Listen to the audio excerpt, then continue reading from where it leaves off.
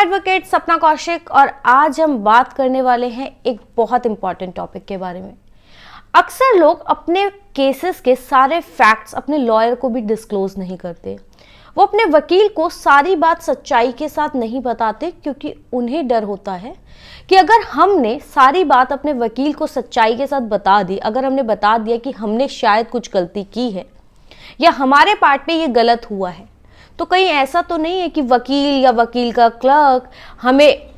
Threat करे या हमें ब्लैकमेल करे या दूसरी पार्टी को वो चीज़ें डिस्क्लोज कर दे या डिपार्टमेंट को जाकर कोई डिस्क्लोज कर दे। ऐसा तो वो मिसयूज़ नहीं कर लेगा। तो कई लोग अपनी सारी जो केस होता है उसके सारे फैक्ट्स अपने लॉयर को भी डिस्क्लोज नहीं करते। वो कुछ बातें जो उनके अगेंस्ट जा रही होती हैं उसको छुपा जाते हैं,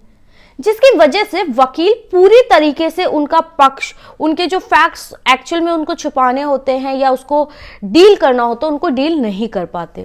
तो आज का टॉपिक उन्हीं लोगों के लिए कि क्या कोई वकील, अगर आपने अपनी कोई बात वकील को बताई है या उनके क्लर्क को कोई बात आपकी पता है, तो वो आपका केस या आपकी कोई बात किसी डिपार्टमेंट को या किसी थर्ड पर्सन को कम्युनिकेट तो नहीं कर देगा, बता तो नहीं देगा। आज हम उसके बारे में बात करेंगे, लेकिन उससे पहले एक और इम्पॉर्टेंट बात कि अगर आपने हमारा यूट्यूब चैनल अभी तक सब्सक्राइब नहीं किया है तो प्लीज़ हमारा यूट्यूब चैनल सब्सक्राइब कीजिए, इस वीडियो को ज़्यादा से ज़्यादा शेयर कीजिए, लाइक कीजिए, और अगर आपकी कोई क्वेरी है, कोई क्वेश्चन है आपका, तो वो उसे कमेंट में आप हमें बता सकते हैं।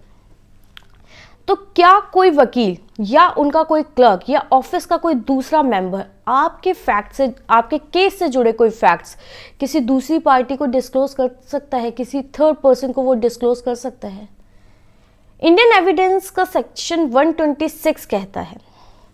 कि कोई भी वकील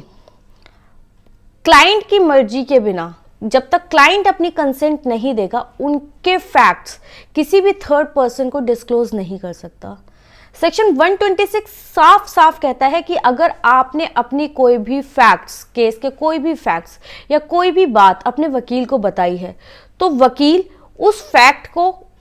किसी भी व्यक्ति को, चाहे वो कोर्ट हो या कोई पुलिस ऑफिसर हो या कोई डिपार्टमेंट हो, जब तक आप कंसेंट नहीं देंगे वो कोई किसी को भी आपके फैक्ट्स नहीं बता सकते। इसके अलावा वकील के साथ साथ वकील के चैम्बर का कोई भी व्यक्ति, चाहे वो क्लर्क हो या कोई दूसरे एसोसिएट्स हो,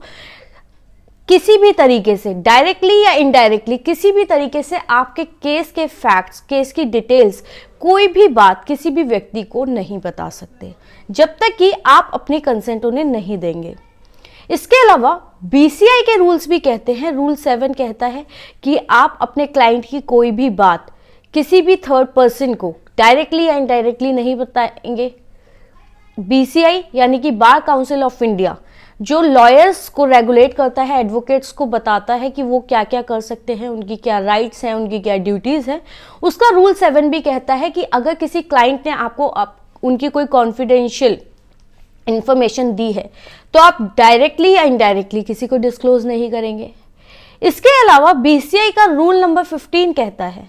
कि अगर क्लाइंट ने आपको कोई कॉन्फिडेंशियल यानी कोई अपनी कोई गुप्त बात बताई है, कोई ऐसी राज की बात बताई है कि उनसे कुछ गलती हुई है या उन्होंने कुछ किया है या कोई भी मिस्टेक आपको बताई है, कोई भी ऐसी राज की बात बताई है, तो आप उस बात को मिसयूज नहीं कर सकते, उस व्यक्ति को ब्लैकमेल नहीं कर सकते। अगर क्लाइंट की बात आपको पता है, मान लीजिए किसी लॉयर को पता है कि मेरे क्लाइंट ने एक गुनाह किया है, ये ऑफेंस किया है, तो इसका मतलब ये नहीं है कि लॉयर आपको उसके लिए ब्लैकमेल करने लगे या वकील के चैम्बर का कोई व्यक्ति आपको ब्लैकमेल करने लगे। तो रूल 15 बीसीआई एक्ट का वो भी मना करता है। इसके अलावा फिर भी अगर कोई आपको ब्लैकमेल करता है या आपकी कोई आपने अपने कोई फैक्ट्स केस के किसी वकील को बताया और वो उसको मिसयूज करता है या किसी दूसरे व्यक्ति को डायरेक्टली या इनडायरेक्टली बता देता है,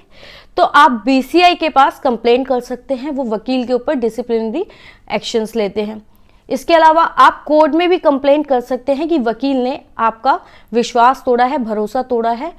ये राइट क्लाइंट का होता है कि जो भी बात क्लाइंट की और वकील के बीच में हुई है वो कॉन्फिडेंशियल रखी जानी चाहिए। ये किसी भी क्लाइंट का हक है। अगर कोई भी वकील आपकी बात को डायरेक्टली या इनडायरेक्टली किसी को बता देता है या उसका मिसयूज करता है, तो वो सेक्शन 126 ऑफ एविडेंस एक्ट के तहत भी ऑफेंस है। इसके अलावा बीसीआई के रूल्स एंड रेगुलेशंस के अगेंस्ट भी वो जाता है, वो उनका भी वायलेशन है। आपको ये वीडियो कैसा लगा और आप किन और मुद्दों पर वीडियोस चाहते हैं, प्लीज़ कमेंट सेक्शन में बताएं।